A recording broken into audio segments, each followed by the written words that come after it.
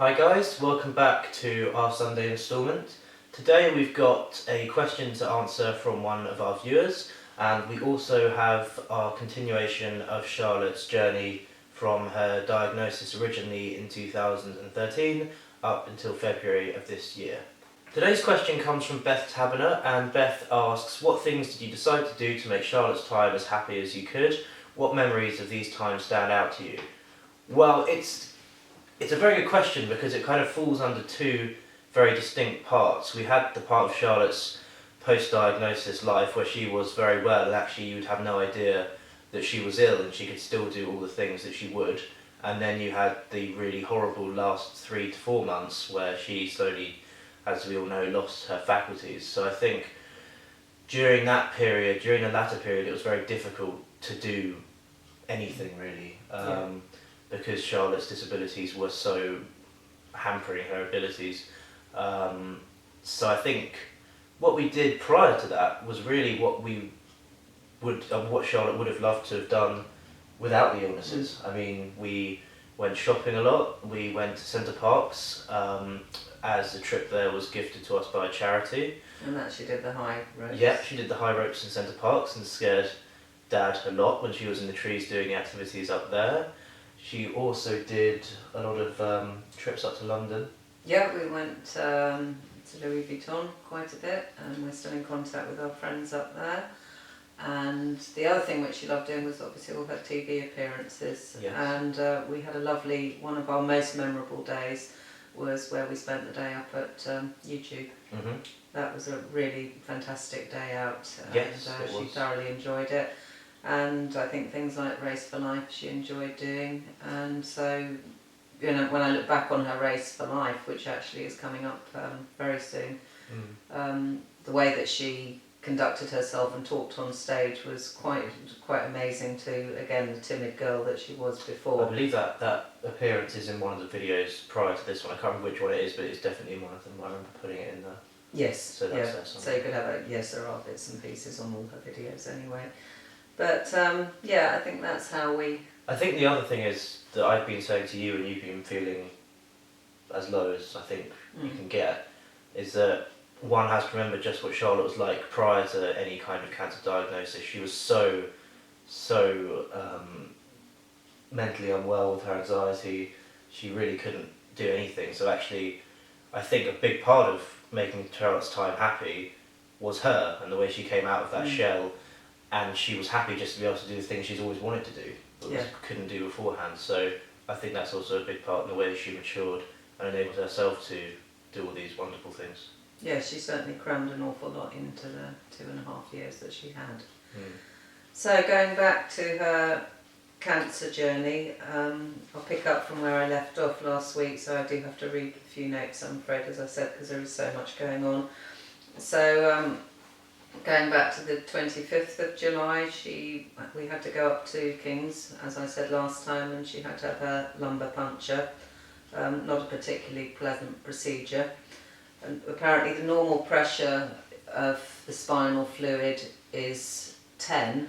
I'm not quite, this is what they told me. Her pressure was 40, so it was basically through the roof.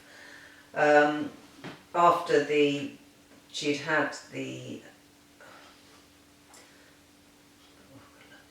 she'd had the lumbar puncture, they still were very unsure what was going on because the fluid was actually clear of any malignancy, and they also, the other thing which they couldn't quite understand, there were no white blood cells in the fluid, and they felt that this was quite unusual. So the next step was going to be a spine biopsy. There were several tumours down her spine, very, very small, literally 1 millimetre, so absolutely tiny, but they were going to have to open up her spine to be able to get one of those. While we were there, Charlotte has always suffered with moles, really badly, had always suffered with moles. Her back was sort of covered in them, and they wanted to know, could there possibly be a connection? They sort of were trying to rule everything out. The next day we went to dermatology, and they were going to remove the mole. We were sitting there, I remember this clearly, we were sitting there for about an hour, and I kept thinking to myself, why haven't they put any cream on her back to numb the area? Because she was so frightened of needles, still very frightened of needles. And they weren't actually going to put any cream on, and we got in there and they injected her, and she was crying and screaming. She was in so much pain.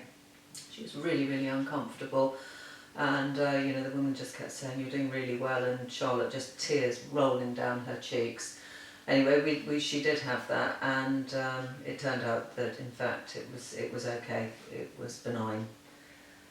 After that we came back home, and she then developed a rash promptly as soon as we got back home, so then we were back up to the local hospital. This was continual backwards and forwards from hospitals.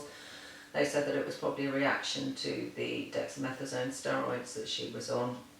Things then calmed down for about a day, and we had a very nice day out in Marwell Zoo. We drove over there. It was a very, very hot summer's afternoon, but it was just quite nice to feel just normal for a day, and that probably was the last normal day that we actually felt for many, many, many months to come. The 7th of August we were ambulanced up to King's again because they wanted to do the spinal biopsy. The biopsy it's not a particularly pleasant procedure. They make an incision about 2 to 3 inches near the base of her spine. Then they pull the muscle apart and dig deep until they manage to get out one of the 1 millimetre lesions. When she'd had the biopsy done, we spoke to the surgeon. Yes, he'd seen it before. He said it had the appearance of like a thick covering of porridge on the spine. Again, though, he didn't know whether it was malignant or benign. They just didn't know. Charlotte was very, very distressed on waking, shaking, having not a very good time. That night she woke up at 4 o'clock in the morning, very, very uncomfortable.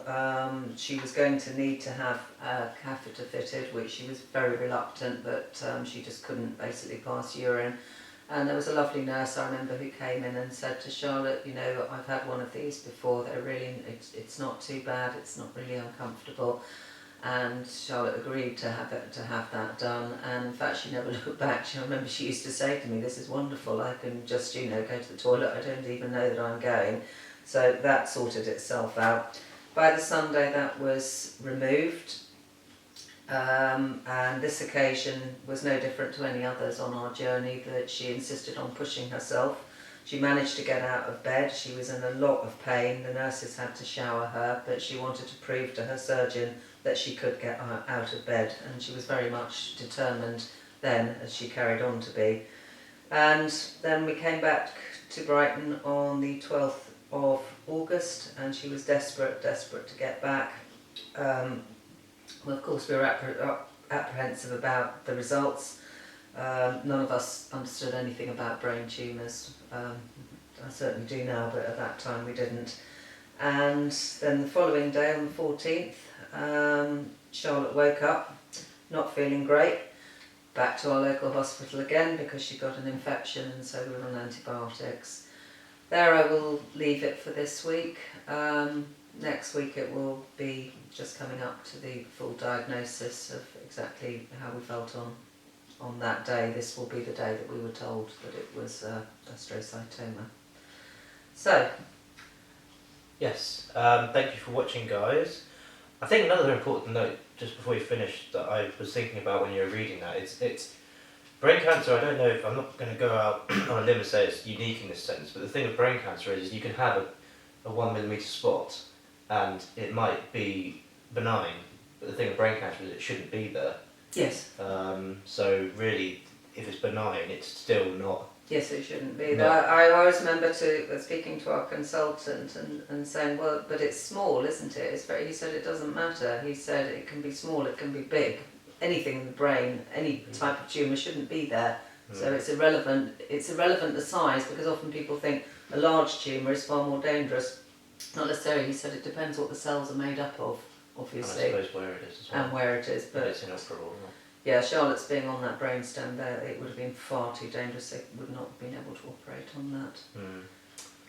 Well, thank you for watching, guys. As I say, we'll probably be back next Sunday. Yes. I would have thought. As we said, we're postponing, probably not indefinitely, but for the time being, the Wednesday videos because of work and not what. But we have the summer holidays coming up, so I'm sure we'll have time then to maybe put out another one more regularly on a slightly more general topic, or requests from you guys, so that'd be We're good. also hoping to have another of Charlotte's friends. Yes, we Hopefully are. coming down. We'll leave it as a surprise to who that is, but it's Yeah. a fellow YouTuber with quite a few subscribers. So yeah, hopefully you'll enjoy that. Thank you for watching. Thanks. Bye. Bye.